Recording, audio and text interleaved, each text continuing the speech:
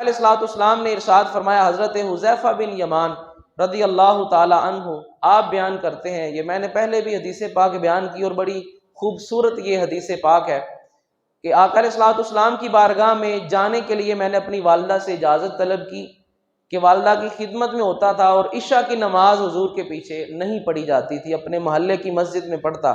میں نے والدہ سے یہ اجازت مانگی، آپ کی اجازت ہو تو میں آج عشاء حضور کے پیچھے جا کر پڑھاؤں۔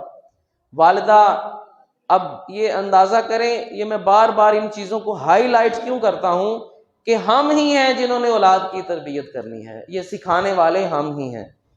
بھول جائیں معاشرے میں کیا برائیاں ہیں، نظر انداز کر دیں معاشرے میں کیا کیا کچھ ہو رہا ہے، آپ یہ دیکھیں کہ ہم نے آگے کیا کرنا ہے۔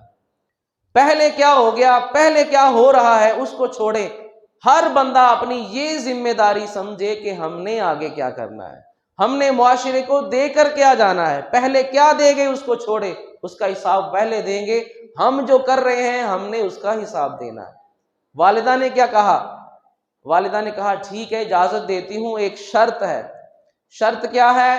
جب حضور کے پیچھے نماز پڑھو گے، آپ سے ملو گے تو آقا علیہ الصلوۃ والسلام سے اپنی اور میری بخشش کی دعا بھی کروانی ہے۔ حضور کی بارگاہ میں جا کر میری بخشش کی دعا کروانی ہے۔ آپ نے کہا ٹھیک ہے، یہ کون سا کام ہے؟ عشاء پڑھی، عشاء کے بعد آقا علیہ الصلوۃ والسلام کی چونکہ عادت تھی کہ نوافل آپ گھر میں ادا کرتے تھے، اور نوافل میں نے پہلے بھی یہ مسئلہ بیان کیا کہ نوافل جو ہوتے ہیں وہ گھروں میں ادا کرنا اس کا ثواب زیادہ ہوتا ہے۔ اب حضور گھر کی طرف تشریف لے جا رہے ہیں، آقا علیہ الصلوۃ والسلام کے میں پیچھے پیچھے ہو گیا کہ اب حضور گھر تشریف لے گئے، آپ بالفرض آرام کریں یا نماز میں مشغول ہو جائیں، تو میں نے گھر واپس بھی جانا ہے اور اماں جی سے اجازت بھی ایک شرط پر ملی ہے، وہ شرط بھی پوری کرنی ہے۔ اب کہتے ہیں میں حضور کے پیچھے جا رہا ہوں، آقا علیہ الصلوۃ والسلام آپ نے پیچھے دیکھا نہیں ہے، تو آقا علیہ الصلوۃ والسلام نے فرمایا من انتا حذیفہ، کون ہے؟ کیا حذیفہ آ رہا ہے پیچھے؟ دیکھا نہیں ہے پیچھے، اور خود ہی فرمایا کیا حذیفہ ہے؟ عرض کی بی ابی انتا و امی یا رسول اللہ، حضور ماں باپ آپ پر قربان ہوں، میں ہی ہوں۔ آقا علیہ الصلوۃ والسلام نے فرمایا کیا مسئلہ ہے تیرا، اللہ تجھے بھی بخشے تیری ماں کو بھی بخشے۔ اب یہ تو وہ بارگاہ ہے کہ جہاں پر تو زبان پر سوال آتا بھی نہیں ہے اور محبوب عطا بھی فرما دیتے ہیں۔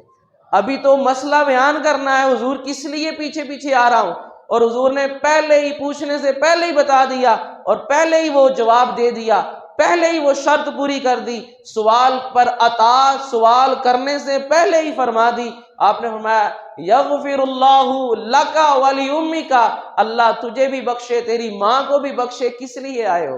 اب اور سوال رہتا کیا ہے؟ سوال ہی یہ کرنا تھا کہ حضور والدہ کی بخشش کی دعا کر دیں، لیکن جب محبوب نے بن مانگے عطا کر دیا، اب کون سا سوال رہ گیا؟ تو وہ کسی نے کیا خوب کہا کہ آؤ بازار مصطفیٰ میں چلیں، کھوٹے سکے وہیں پہ چلتے ہیں۔ اور یہ وہ بارگاہ ہے کہ وہی بھرتے ہیں جھولیاں سب کی، کیونکہ وہ سمجھتے ہیں بولیاں سب کی۔ حضور کی بارگاہ میں تو اونٹوں نے بھی آ کر فریاد کی ہے، حضور کی بارگاہ میں آ کر ہر جن و انس نے فریاد کی ہے۔ آقا علیہ الصلوۃ والسلام تو ہر زبان کو سنتے ہیں، ہر فریاد کو سنتے ہیں۔ کیوں؟ آدم علیہ السلام کو رب تعالیٰ نے ساری زبانوں کا علم عطا فرمایا تھا، تو حضور کا علم تو ساری کائنات میں مخلوقات میں رب تعالیٰ نے سب سے بڑھ کر آپ کو علم عطا فرمایا۔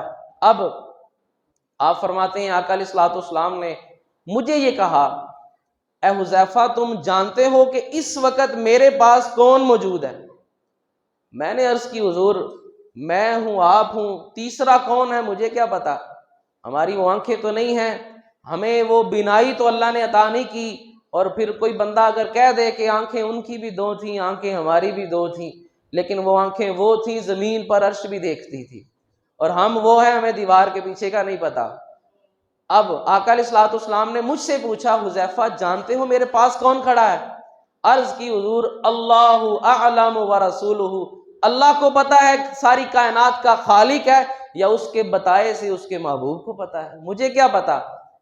آقا علیہ الصلوۃ والسلام نے فرمایا اے حذیفہ میرے پاس اس وقت ایک فرشتہ کھڑا ہے، آج سے پہلے یہ زمین پر آیا نہیں اور قیامت تک دوبارہ آئے گا نہیں، یہ پہلی دفعہ آیا ہے۔ اس نے اللہ کی بارگاہ میں عرض کی۔ اب اندازہ کرے، ہم بیان کرتے ہیں واقعات میں، شعر و شاعری میں، کہ جو ولی ہوتے ہیں وہ پرواز کرتے ہیں، وہ آسمانوں کی سیر کرتے ہیں، اور یہ بارگاہ وہ ہے آسمان والے یہاں پر آتے ہیں۔ بے لکھائے یار ان کو چین آ جاتا اگر، یہ تو بارگاہ وہ ہے بار بار آتے نہ یوں جبریل سدرا چھوڑ کر۔ یہاں تو سدرا والے بھی جگہ چھوڑ کر اور حضور سے ملنے کے لیے آتے ہیں۔ حضور نے فرمایا اس فرشتے نے آج اللہ کی بارگاہ میں عرض کی ہے، اے باری تعالی مجھے زمین پر جانے کی اجازت دے۔ کس لیے جانا ہے زمین پر؟ کیا وہاں جا کر سبزہ دیکھنا ہے، سیر کرنی ہے؟ نہیں، یا اللہ مجھے یہ اجازت عطا فرما، میں زمین پر جا کر تیرے محبوب کو سلام عرض کرنا چاہتا ہوں۔ رب تعالیٰ نے اب اس کی محبت دیکھی، رب تعالیٰ نے فرمایا ٹھیک ہے، تجھے اجازت ہے، چلا جا، سلام عرض کر اپنی طرف سے، اور میرا بھی پیغام اپنے محبوب کو، میرے محبوب کو دے دینا۔ حضور نے فرمایا یہ فرشتہ آیا ہے، اس نے سلام مجھے کہا ہے، اور ساتھ میں یہ اللہ کا پیغام بھی مجھے دے رہا ہے۔ پیغام کیا دینے آیا ہے یہ فرشتہ؟ اسپیشل بندہ ہے، پیغام بھی رب نے اسپیشل اس کے ہاتھ بھیجا ہے۔ یہ پیغام لے کر یہ آیا ہے کہ رب تعالیٰ نے فاطمہ کو سارے جہاں کی عورتوں کا سردار بنایا ہے۔ رب نے اس کے ہاتھ یہ پیغام بھیجا ہے جو بڑی محبتوں کے ساتھ آیا ہے، اور دنیا کے اندر، زمین کے اندر یہ بندہ صرف اور صرف مجھے سلام عرض کرنے کے لیے آیا ہے۔ تو یہاں پر چلے بات نکلتی ہے تو پھر بات نکل ہی جائے۔ اب وہ بندہ جو یہ کہے کہ حرم تو جائیں گے، عمرہ بھی مکے میں ہوتا ہے، حج بھی مکے میں ہوتا ہے، مدینہ جانا کوئی ضروری نہیں ہے، یا کوئی مدینہ شریف جانا چاہتا ہے تو اس نیت سے صرف جا سکتا ہے کہ میں نے مسجد نبوی میں نماز پڑھنی ہے، نماز کا ثواب ہے، اور معاذ اللہ حضور کی نیت سے نہیں جا سکتا۔ بھئی زمین پر رہتے ہوئے ایک ملک سے، ایک شہر سے بندہ حضور کے سلام کی نیت سے نہیں جا سکتا، اور وہ آسمانوں سے فرشتہ زمین پر صرف حضور کو سلام کرنے کے لیے آ سکتا ہے۔ آپ اس سے ہی اندازہ کریں حضور کی بارگاہ وہ بارگاہ ہے دنیا کے اندر، آقا علیہ الصلوۃ والسلام اور پھر اعلیٰ حضرت فرماتے ہیں بخدا خدا کا یہی ہے گھر، نہیں اور کوئی مفر مقر جو وہاں پہ ہو، جو مکے میں ہو، یہیں آ کے ہو، جو یہاں نہیں وہ وہاں بھی نہیں ہے، جو یہاں ہے وہ وہاں بھی نہیں ہے۔ اور میں اپنی ایک وہ کیفیت، اور جو احباب وہاں گئے ہوں گے، مکہ میں جب بندہ جاتا ہے سامنے بیت اللہ شریف ہوتا ہے، ہر چیز پر بندے کے دل پر خوف طاری ہوتا ہے، کہیں مجھ سے یہ جملہ نہ نکل جائے، میری پکڑ نہ ہو جائے، میری زبان سے یہ جملہ نہ نکلے، میرے ہاتھ سے کوئی ایسا عمل نہ ہو جائے کہ رب تعالیٰ کی پکڑ ہو جائے۔ اور رب تعالیٰ وہ صرف مکے میں تو نہیں ہے، مدینے میں تو نہیں ہے، اس کی ذات تو ان مکانوں سے وراء الورا ہے، علم و قدرت سے تو وہ ہر جگہ موجود ہے۔